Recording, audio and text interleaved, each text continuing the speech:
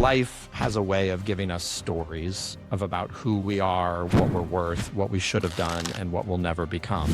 Sometimes those stories push us forward. Sometimes they keep us stuck. Welcome to Get Over It, where two friends have honest conversations about business, relationships, the pressure of success, of failure, and everything in between. Because sometimes the breakthrough comes from a hard truth, and sometimes it comes from laughing at yourself. Every episode is an invitation to challenge old beliefs, embrace uncomfortable conversations, and let go of the stories that no longer serve you. So, grab a coffee, take a breath, and join the conversation.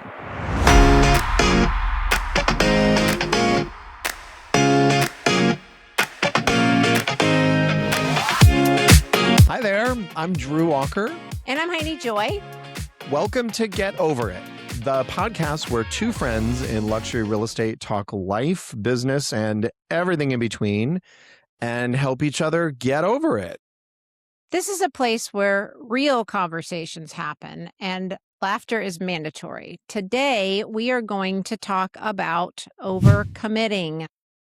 Or more honestly, why we keep saying yes when we know that it's just already too much. Has that ever happened to you? I think it has. So Today? I will start here, and I am going to put you on the hot seat first, which is my favorite. What is the most recent thing that you said yes to that you immediately regretted, my friend? Recording this podcast today. I mean, for real, so not prepared, other things I need to handle. I've got 3 transactions that are on fire in the California business. I've got 17 clients I need to call here in Florida. And yet here I am. And what's really interesting about that is that this is one of my most favorite things to do. I love recording with you. I love these conversations. So why is it that I end up in a moment of regret the moment that I've said yes? I don't understand that. Well, is this the part where we bring in the therapist or um I No, but mean, I mean, I believe that there was a time in our lives where overcommitting wasn't a problem. And you'd said something to me earlier when we were trying to figure out when the heck we were going to do this with all of the fires and all of the things that you had going on today. And you said, Heidi, I think I'm comparing myself to my 30-year-old self. Can you talk more about that? oh yeah. Well, when I look back, I just always have this vision of myself being somebody that was so productive. I was the guy that would go to bed at 8 o'clock at night or 8:30. That makes me sound really boring, but there you go. And then get just the right amount of sleep, wake up with the alarm at 5 o'clock, get to the gym, and by the time, like, I'd have my whole morning routine done, prayers and workout and da da da da da and everything. And I'm like good to go at 7:30 and I'm showing up at the office and I'm ready to start my day. And I think now in my 40s, there's just a constant comparison to that and a want to have that level of productivity or like have that much in my life. So I think that that's what that's about. But there's a whole other aspect of this that is like my schedule is full with the things that I have to do, and then there's the things that I want to do. Which one of these pieces of the conversation do we want to talk about first? Because there's a lot here.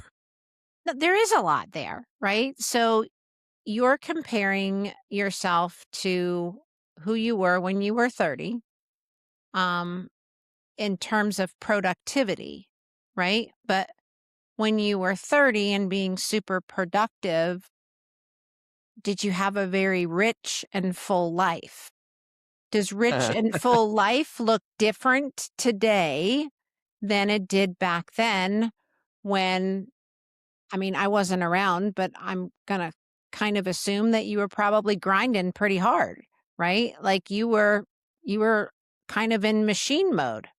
Yes? No? Maybe? I mean, I think my whole life was definitely about my work then, for Mhm. sure. And now I've got new things that I want to pursue, passions, interest. I mean, most recently, like I got invited to sing in that Emerald Coast Community Choir, and there I was saying yes. And literally the moment after I said yes, and the rehearsal's scheduled for Thursday, I get a call from the most important people in my Mhm. life saying, "Hey, there's a show that's half an hour down the road. Could you come out with us and see that?" And I hadn't seen them in forever, and because they travel a lot and I travel a lot, our opportunities to connect are really limited. So, I find myself just pulled in a million different directions. And I wonder how many people out there also feel that way. Sometimes I think that maybe it's only me and that I'm the only one that's stupid enough to keep putting myself in these situations, but here we are. Well, I think it's all in how you look at it, right? So, in in your 30s, you were all about your work. Today, you have a richer and fuller life and you are being pulled, right? You're married. You have great relationships with really close friends. You've said yes to me in doing this podcast and getting another job. You have so many more things in your life that are important. And, I call it the skin ripping off your body, right? Because you're being pulled here, you're being pulled here, you're being pulled there. And you're never really comfortable where you are because something else is pulling you because you've overcommitted. And we can go down a whole consequences of that rabbit hole, right? Because I can tell when you've said yes to too many things. um, my friend goes on vacation and this grumpy man shows up in his place. He looks very similar. He his body composition is the same, hair's the same, but this different personality shows up and I don't like him. Um, and and I'm I like, don't have "Hey." much hair to change, incidentally. I'm like, Um, "Hey, honey, when was the last time you took even an hour, much less a day, for yourself? Are there well, this happened just any other instances recently where you've overcommitted?" well, I mean, yeah. So 3 weeks ago, I don't know how long, it doesn't matter. We had everybody coming into town for the Luxury Pro Speaker Series here on 30A. And when I say everybody, there was 30 people from different cities all around the country. It's closer And to 40. I don't mean to correct you, just to add a little bit more pressure to you. yeah, closer to 40. I'm the one who's accountable to coordinate everything, because I'm accountable and, we wanted it to be great. Then you're coming into town, staying in the house with me, which, by the way, you're the best house guest ever. So that was kind of the easiest thing. But at the same time, so there I am. I've got 40 people in town. I've got you staying in the house. I've got the husband in the house. I've got the business back on the West Coast. I've got, by the way, my team that whole week. So you arrived on Saturday, I want to say, and my team did the start of a whole sales productivity course on Monday. And they were on Zoom 5 hours a day. And I really needed to be there. And I wasn't able to be there because we had 40 people coming into town. And oh, by the way, one of the people on our team who helps to coordinate everything had a death in the family. So there were you and I all of a sudden trying to run around town grabbing charcuterie boards and musicians and getting things ready for dinner, scoping out last minute changes to restaurant venues because the happy hour that another person locally said that they had set up, oh, that's right, they didn't actually make the phone call and get that set up. And yeah, I just when people call and ask me how I'm doing, if I'm really being honest, and this just happened yesterday, a good friend from Houston called me and said, "Hey, I haven't talked to you in forever. How are you?" And I said, "Well, I feel like somebody's pulling on one arm in this direction. Somebody's got the other arm going in the other direction. Somebody's got a leg that's going there. And then somebody's got my head and pulling it off my body. And I don't know what the solution is or why I keep doing this, but I know it's a problem." Okay, so the first step, right, is admitting that there's a problem,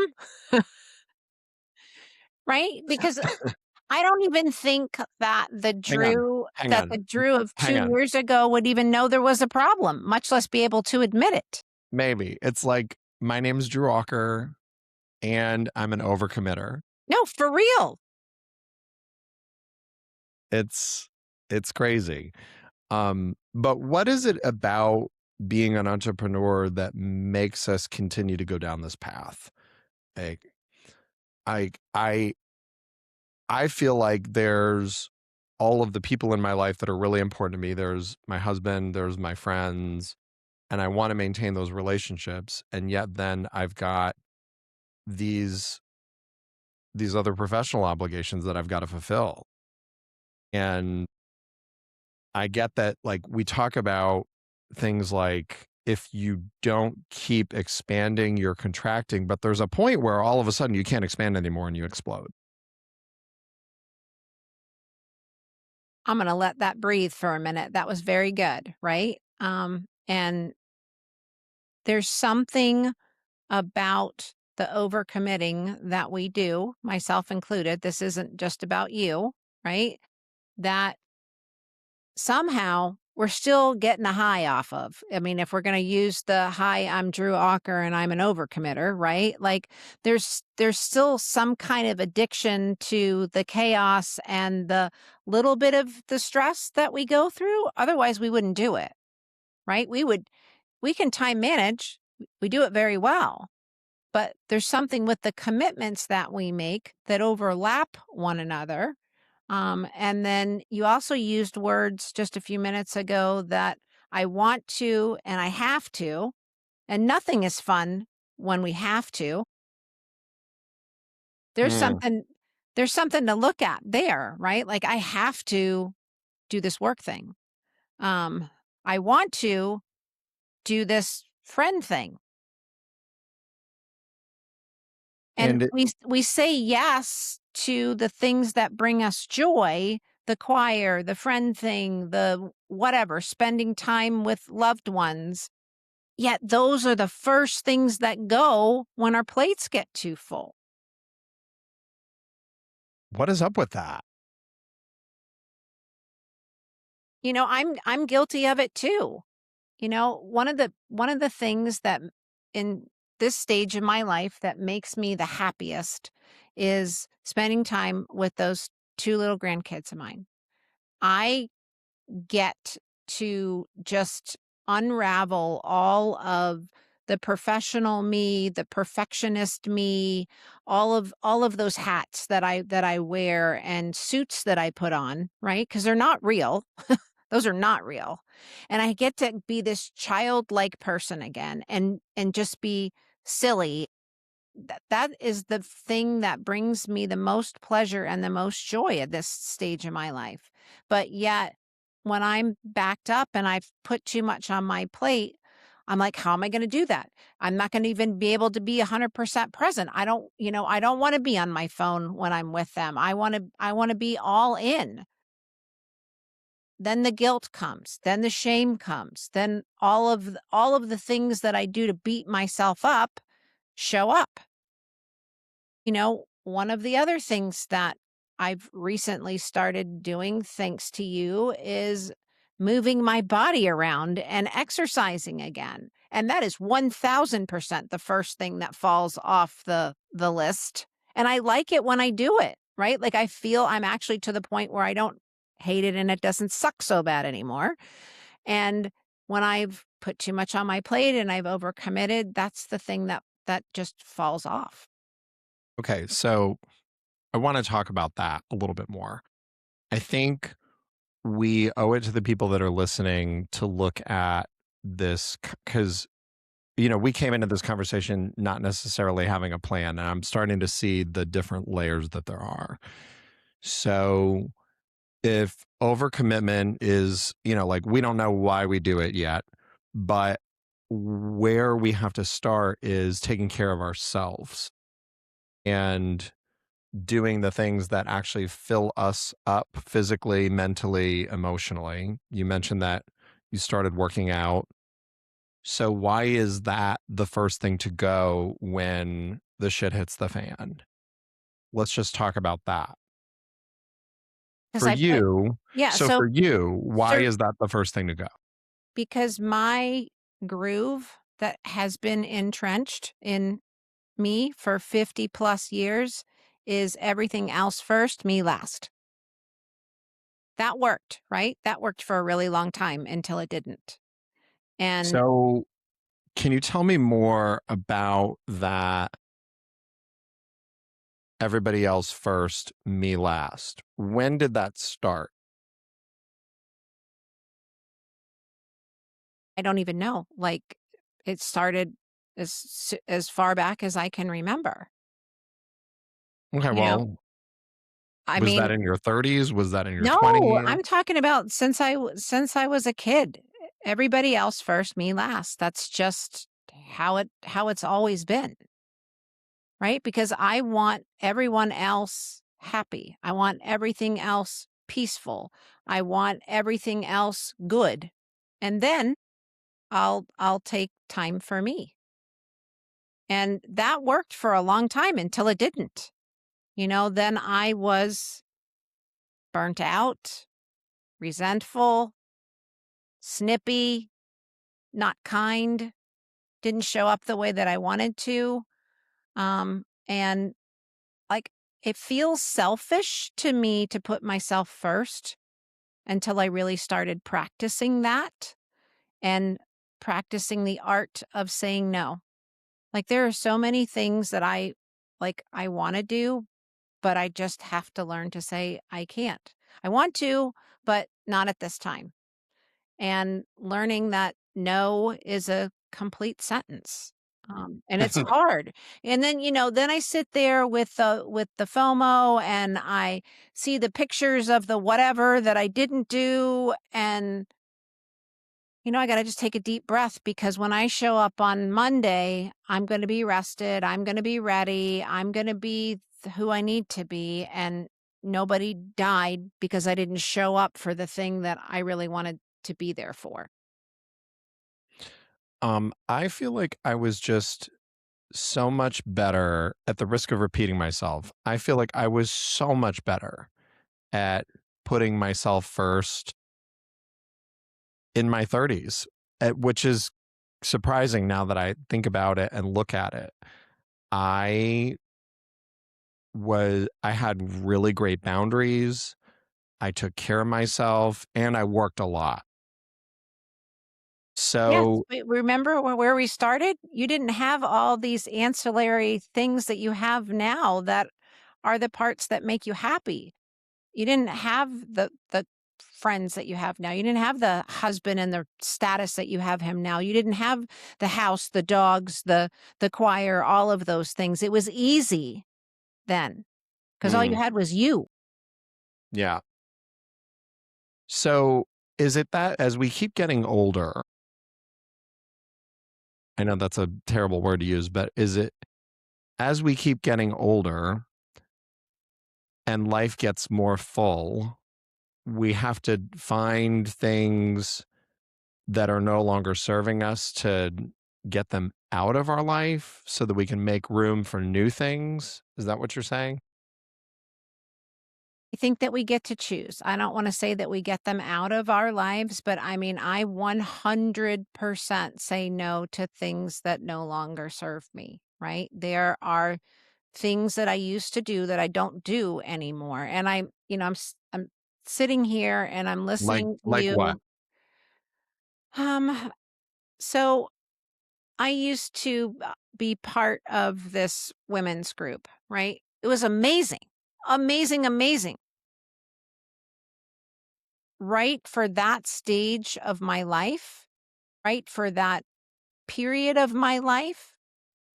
But where I am today, it's not that I don't need it, but I choose to spend my time differently. And it was kind of like your time commitment of the choir group that you're in. I did it a couple nights a week, and today I choose to not do that anymore, and to do different things in the evening for me. And that was a whole beat myself up. Why are you giving up on this? Like, but at the end of the day, I had to get at peace with I'm not doing that anymore, but I am replacing it with something else great. And I also had the aha while we're chatting here today. You had your 30s where it was mostly you. I had my 30s where I was full blown business, family, mom, car pickup, drop off, busy, busy, busy. Now I'm you in your 30s and it's just me. So it's a little bit easier for me to not be pulled in 10 million different directions. So I don't know who's listening, what stage of life that you're in. Maybe it's more just you. Maybe your life is full with people and things. But really taking a hard look and being honest about where you're overcommitting, because not only are you letting yourself down, you're letting everybody else down around you when you get burnt out. And I think we should look at this about how we've gone in different parallel paths. So when I really look and I see, okay, back in my 30s, there was less and now there's more. Mhm. One of the things that I'm up against is with this conversation between my husband and I keeps coming up about having kids. I can't imagine adding children into my life and doing a good job of taking care of them. And it's given me a tremendous amount of respect for parents and people that raise children. And maybe that's why I keep adding new professional endeavors and why this entrepreneur bug is always telling me, what else can we do? How can we do it differently? How can we do more of this? Because I don't have children. And so it's like my career is my baby. Um I don't know, that's a little sad to think about maybe. Is that sad? I I think it's beautiful that you can acknowledge and respect people who have children. Because some people couldn't even possibly relate to that, right? So, like, you actually can take a step back and say, hey, I have no idea how in God's green earth that I would be able to add a child into the mix with my already full plate. Kudos to all of the parents out there that are doing it. Most people can't even understand that, right? It's, I wouldn't say it's easier, but it's not as difficult of a road to hoe when you're not having to make sure that somebody's brain is developing, right? Like that season of my life has passed. Um, and it was a lot of work, but it was worth it. It was worth it. That's all I can Yeah. say. Yeah. Um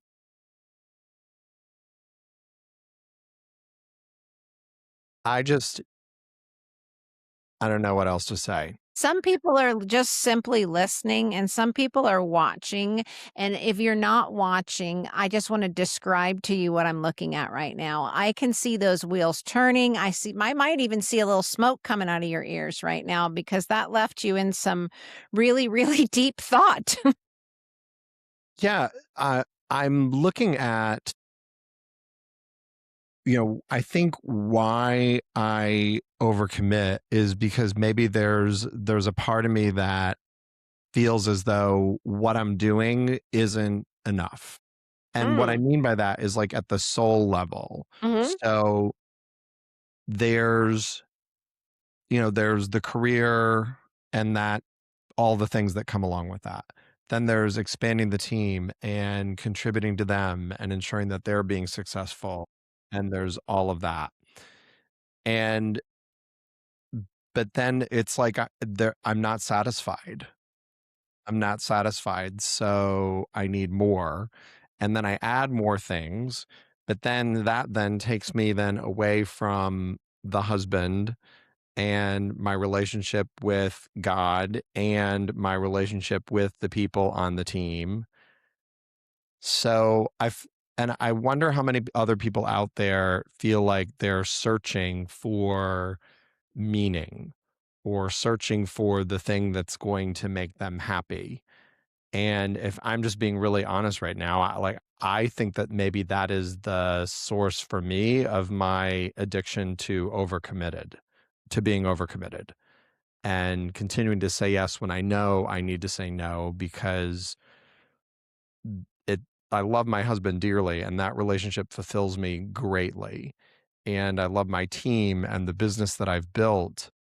And yet there's something that I feel like I'm here to do that I've not done yet.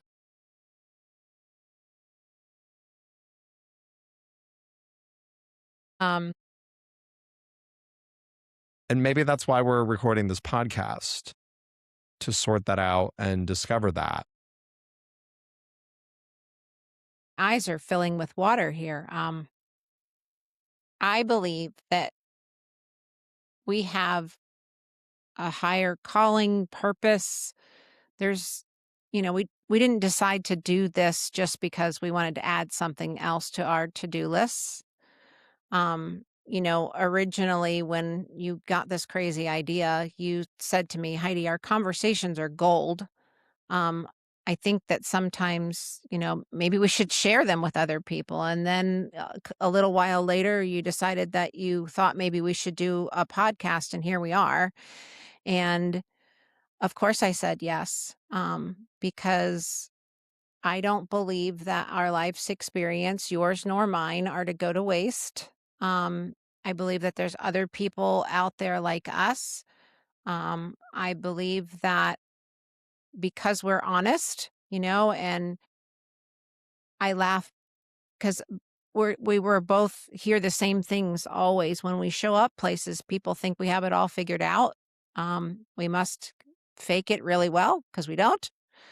And through these conversations that we have, we tell how it really is, and like our struggles and our challenges and how we overcome things, and like this overcommitment thing, right? Is a piece of the puzzle that needs to be looked at, and nothing's going to change without awareness. Awareness is the first step, right? We both have a whole lot of awareness now. There's a lot of And awareness around this, and now where do we go with it? yeah, right. Well, I think that there needs to be some kind of something, some kind of question that you put into place before you say yes or no to something. Is this taking me closer to whatever my goal is, or is this taking me further away from whatever my goal is? And what is the goal? Sometimes it's more business. Sometimes it's more quality time with our family. Like, what is that question? Is saying yes to this going to bring me closer to where I want to be or further away from where I want to be? And kind of putting our yes and nos through kind of a test filter. So, for the people that are listening out there right now, I wonder if maybe there's something that you're ready to say yes to that maybe you might want to question that. And maybe you could get one of those things in your mind here as we go through the rest of this conversation and think through, is this something that is going to actually add to my life and bring me joy and fill my cup and move me forward? Or is it something that I'm just putting in the mix to distract myself from the things that are the most important to me? I just saw something. So it's, you know, in that maybe it's not that I'm searching for meaning, but rather that adding new things creates a distraction from the things that actually need to get done. Can you give me an example of the things that actually need to get done? Yeah. So let's talk about in the real estate business. Uh well, let's talk about from the bottom up. So there's eating right, there's physical health, there's praying, there's listening to great, mental input, there's that layer. Then on top of that, then there's the relationship with the husband and making sure that I've got enough time to actually give him fully myself and that when we're together, I'm present. There's that. Then there's like spending the time to work on the relationship and to delve into that more. Then there's the finances and managing the budget. By the way, I went an entire year where every month I was fully on top of every single expense that I had. And that was completely life transformative over the last year. And let me tell you, I haven't balanced our household budget or looked at expenses right now in like 3 weeks. So all of the things that I'm saying yes to are like distracting from those foundational things that give me peace of mind and that let me think clearly and that let me go out there into the world and be the person that I want to be. So I don't know. Was that enough examples for you? I mean, if you have more, I'm happy to listen to them because I think that the more examples you give, the more people can relate. Because I related to absolutely everything that you just said. So, I mean, if there's other things that are burning, like examples, share them Yeah. Well, so going from there, there's then actually looking in the business. And, I think everybody thinks that in real estate, especially when we sell luxury real estate, oh, we just show up and people just want to buy $4 million houses. Well, that's not the way that it works. There's a whole host of relationships that have to be nurtured and maintained. And there's actually taking the time to be intentional about maintaining those relationships and growing them and finding ways to add value to them. In our business, like to shorthand it, we call it like making the calls. So actually being proactive about having conversations with the people that have done business with us, with the people that know about us, our advocates, past clients, etc. And if I'm being honest, like there's all of these things pull away from that. So as I say yes to more things, I get depleted results in all of the areas that are foundational, whether it's being a better husband, whether it's actually understanding where my money is going and therefore not at all being freaked out about money at any given moment, whether it's knowing where my next client and sale in the business is coming from and feeling great about the pipeline of business that we have because I know that I've put in the work to maintain and mature the relationships that actually refer us business time and time again. I think the all three of those, when I don't do them, destroy my peace of mind. for sure. Agreed. So is overcommitment an addiction to distraction? I think that overcommitment is an addiction to distraction at some points, right? Um, I think overcommitment can be different things at different times and different seasons. I think that there's been periods in my life where overcommitment felt good because I was busy. Busy felt good. I wasn't really accomplishing anything, but I was busy, Yeah. and the busy felt good. Were there actually any productive results? Eh, not so much. But I felt good. Okay. I felt good because I was busy, and that for me is one of the litmus tests that I put things through when I'm tweaked out of I've done too much or too much is on my plate. What have I been doing lately that actually brought me anywhere close to where I want to be? Like, did all of that travel and all of that relationship building net in a result for me that it was intended uh to net? Did it? And if it did, great. And if it didn't, then maybe I need to look at where I'm allocating some of that time. Did spending time with my grandkids on a Sunday afternoon with a pail and a shovel and some sand and some salt water net the result that it needed to net? Abso-freaking-lutely. Every single time and twice on Sunday. Because I'm I'm happy, I'm fulfilled, I have sunshine, I have vitamin D, I have those giggles that I hear when I go to sleep at night, and those are things for me that can't be missed, no matter no matter what. Never in my life did I think that they would bring me that much joy, but when you have that childlike mind again that just opens up and you don't have to fix anything. You don't have to be the boss, you don't have to be the mom, you just get to have fun. When was the last time that you took a pail and a shovel and some sand and just played? Last Friday. I mean, there was no pail and there was no shovel, but it that was so vivid because you're right. Last Friday, I took the afternoon off and went and spent it with the most important people to me in my life, like these very, very dear friends that I have.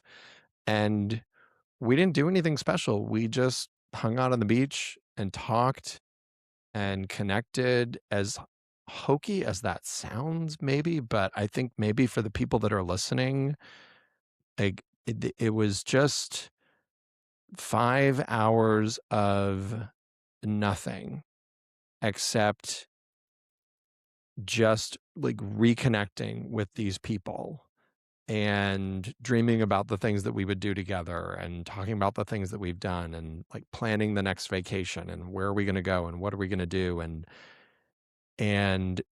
sitting in a chair 3 inches off the sand with the Gulf and the sun, and it was awesome, and it was awesome, and I was so refreshed.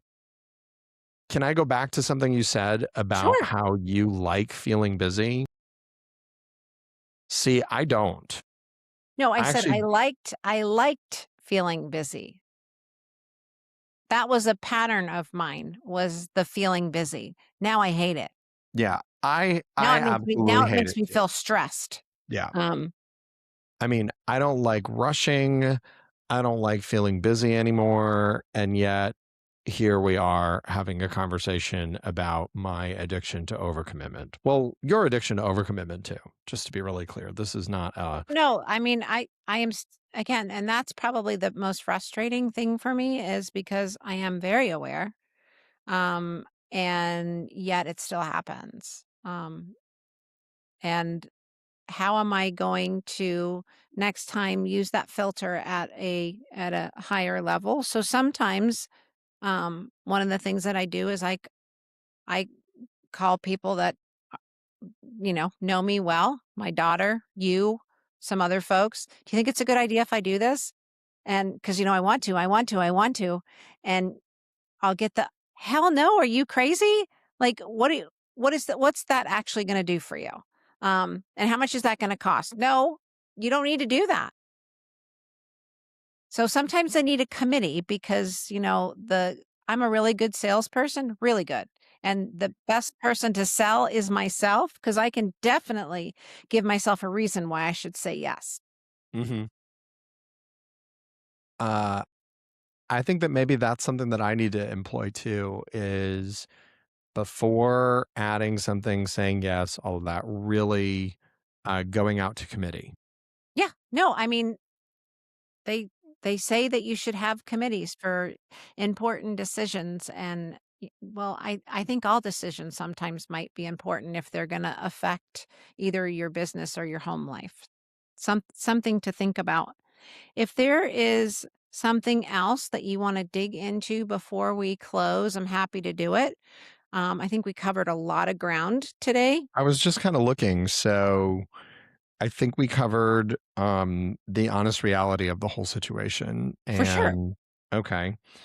Um, I also think we talked a lot about the pattern that we can't quite seem to break. We've covered the cost. And then we did talk a little bit about, how to turn out of this. So I don't know that there's really anything else to cover. I want to touch on the cost one more time. Um, I have lost business. I have disappointed people. I've had people think ill of me because of the way I showed up, because I had overcommitted. Um, and how it shows up sometimes in like friendships and family and stuff like that, because my brain is zinging all over the place. I I feel like I'm not paying attention. Like they feel like I'm not paying attention. They feel like I'm being dismissive, and it's just because I'm fried. And like in business that I've lost, if I've overcommitted and I show up in that way, it'll cost me the deal, right? They'll hire somebody else and not me because I didn't present as well as I needed to. So, um, I think that looking at what the potential cost is of overcommitting will also help you say no. Yeah. Um, I think maybe it's like making this real. So, like, what for me, when I listen to what you just said, I see very specific moments where when I've showed up to a team meeting and my mind has been pulled in a million different directions and I'm not able to be truly present and actually interact with them, that starts a fracture in our relationship. And um that then if I don't address it, 2 3 weeks will go by and then I'll have a conversation with my director of sales and she'll say something to me like, gosh, well, it seems like something's up with you, like you just haven't been yourself lately, what's going on? They're left with a concern, a consideration, and like then I have to spend time repairing the relationship. And so I think for me, it's that disconnection that happens with them.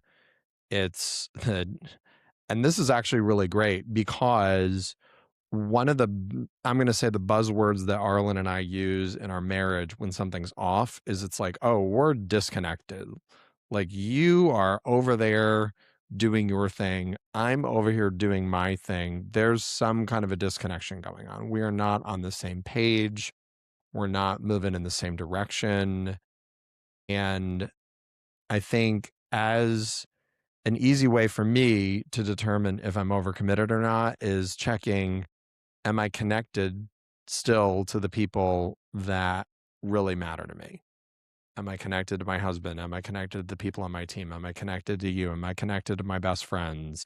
If that's all there, then in theory, sure, I could probably say yes to something. But if that's at all wavering, then probably I need to be saying no. Well, Drew, thank you for having this another amazing conversation with me today. And if you're out there listening and this was helpful, or you know someone that this might be helpful to listen to, please share it, because that is how we grow. Yeah. And these conversations, we're intentionally doing very light levels of planning because we want you to experience what it's like as we grapple with these ideas. so that you can give yourself a little bit of permission to grapple with it as well, like right there in the trenches with us. So hopefully you've got the experience of that. You're here at the table with us thinking this through. We'd love your feedback. If there's a particular topic or conversation you'd like to hear us talk through, please go ahead and look in the show notes. There'll be some instructions on how you can get that over to us. And until the next time, we really look forward to getting over it with you. Have a great week. All right.